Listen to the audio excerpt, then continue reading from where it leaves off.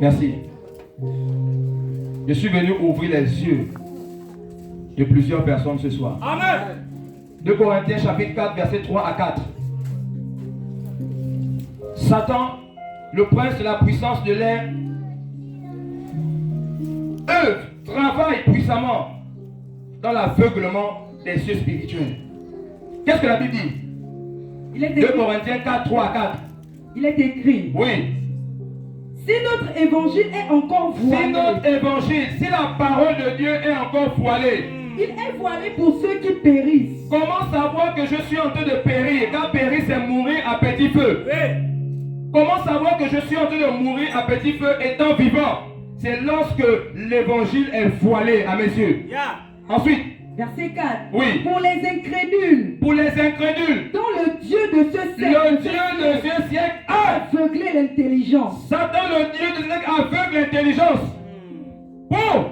Afin qu'ils ne voient pas. Afin que tu ne voies pas. Briller la splendeur. Oui. De l'évangile. De la gloire de Christ.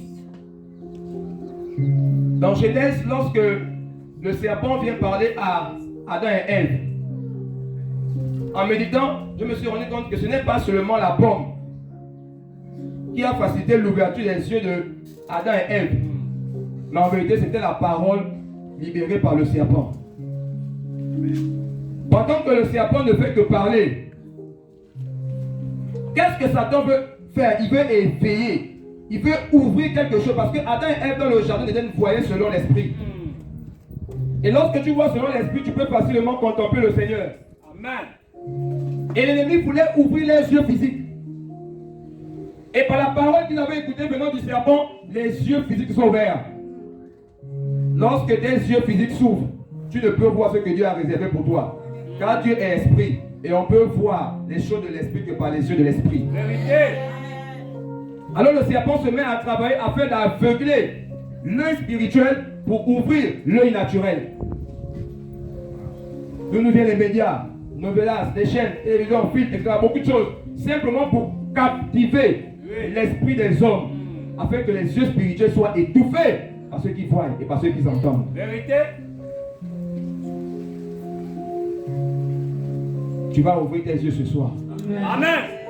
Hébreux chapitre 2, verset 14. Hébreux 2, 14. Qu'est-ce que la Bible dit? Il est écrit Oui. dans le livre d'Hébreux, chapitre 2, verset 14. Oui.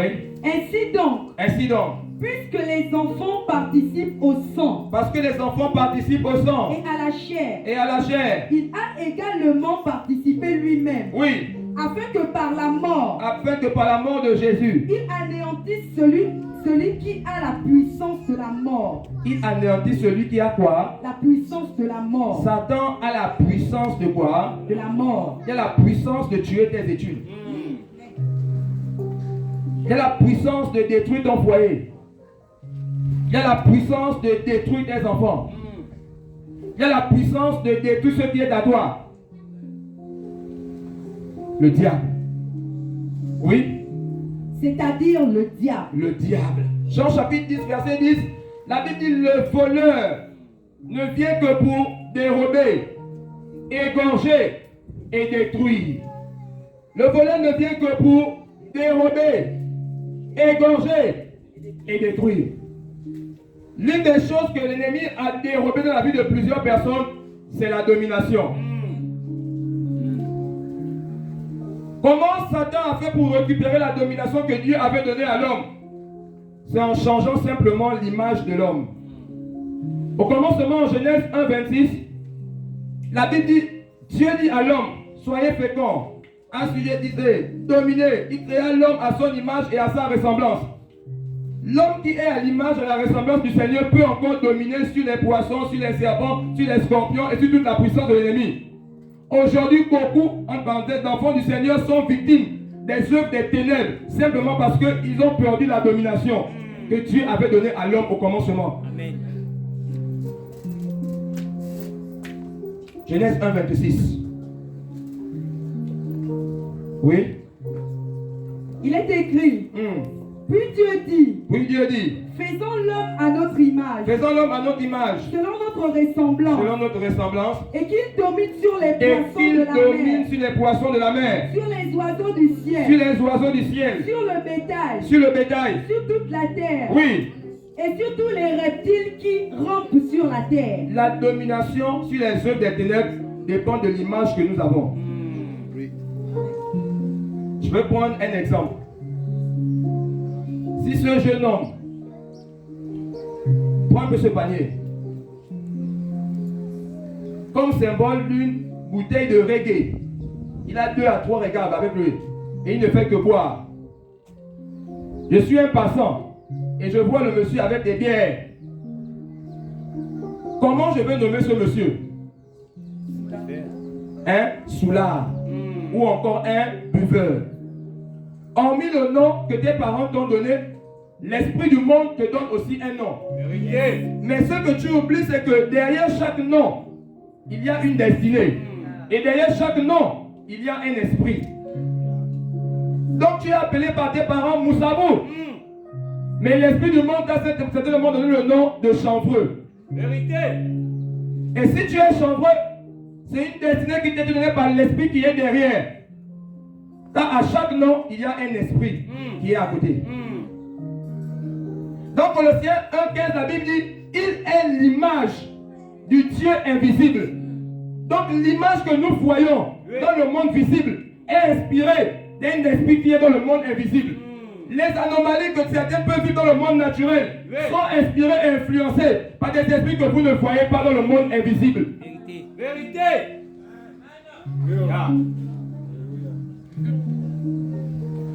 Colossiens 1,15. Jésus est l'image. Oui. Il est écrit, Oui. il est l'image du Dieu Il invisible, est l'image du Dieu invisible. le premier-né de toute la Le création. premier-né de toute la... Donc quand je vois Jésus, en vérité, je vois celui qui est invisible.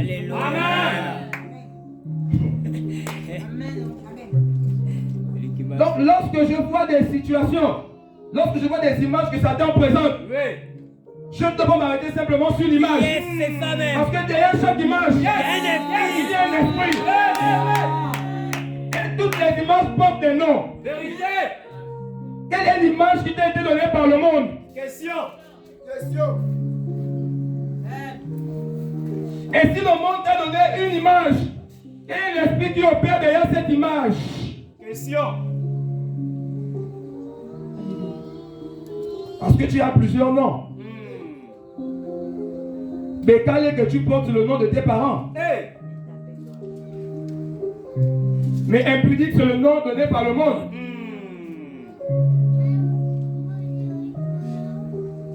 Le Seigneur va restaurer l'image de plusieurs personnes ce soir. Amen. Car il n'y a pas de domination sans la restauration de l'image.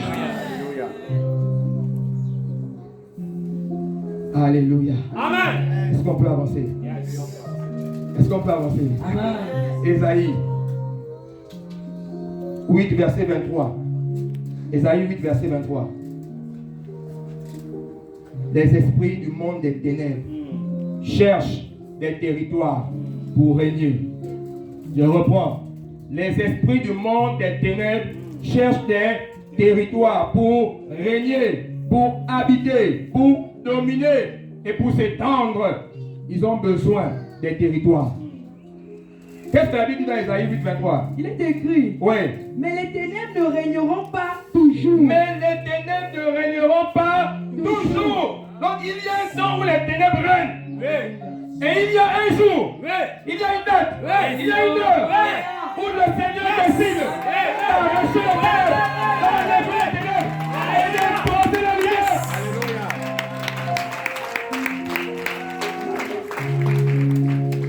Ce qui est bien avec le Seigneur, c'est qu'il ne fait jamais cela sans ton accord. Vérité. Donc tu peux décider aujourd'hui de changer d'image ou de rester avec la même image.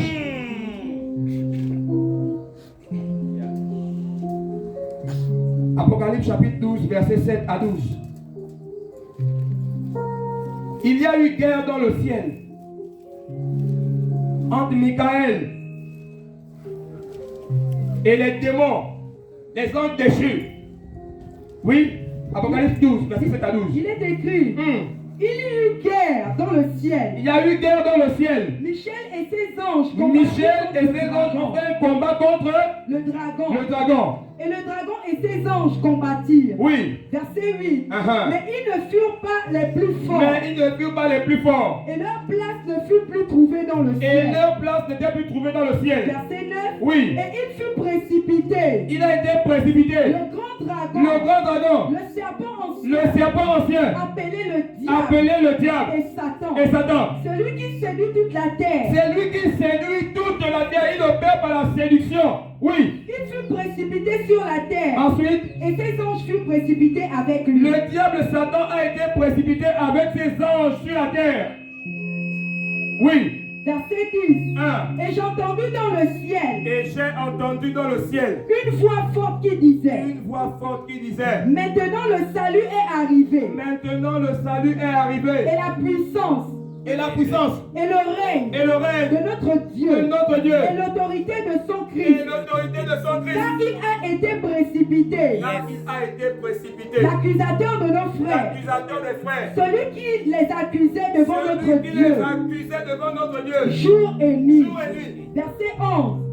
Verset 11. Ils l'ont vaincu Ils l'ont vaincu à cause du sang à cause du sang de l'agneau de l'agneau et à cause de la parole de leur et à cause de la témoignage. parole de leur Et témoignage. ils n'ont pas aimé leur Ils vie n'ont pas aimé leur vie jusqu'à craindre la mort. jusqu'à craindre la mort. Verset 12. Oui. C'est pourquoi C'est pourquoi. réjouissez-vous, Suivez-moi. C'est pourquoi. réjouissez-vous, C'est pourquoi. réjouissez-vous, Vous qui habitez.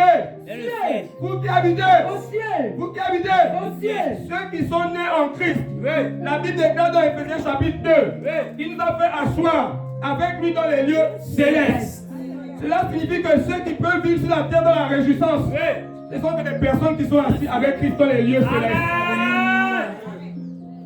Mais on dit malheur à la terre. Malheur à la terre. Car le diable est descendu vers vous. Animé d'une grande colère, Le diable est sur la terre animé d'une grande colère. sachant qu'il a peu de temps. Je peux être sur la terre et en même temps vivre au ciel. Quand la nouvelle naissance me donne cette capacité d'être assis dans les lieux célestes. Amen. Et celui qui est assis dans les lieux célestes Yes. n'est plus attristé par les choses de la terre. Yes. Mais malheur à ceux qui vivent pour la terre. Malheur à ceux qui cherchent les plaisirs de la terre. Car le diable est descendu pour vous. Le diable est descendu avec une grande colère. Matthieu chapitre 12, verset 43 à 45. Qu'est-ce qu'il a eu à faire? Je vais illustrer quelque chose. Viens, jeune homme, s'il te plaît. Matthieu 12, 43 à 45. Oui? Il est écrit, Oui. lorsque l'esprit impur est sorti d'un homme, Lorsque l'esprit impur est sorti d'un homme. il va par des lieux arides. Donc, l'homme peut habiter des esprits impurs. Et lorsque l'homme est au contact d'un homme qui est esprit, il peut chasser l'esprit impur d'un corps. Et si je suis l'esprit impur, viens.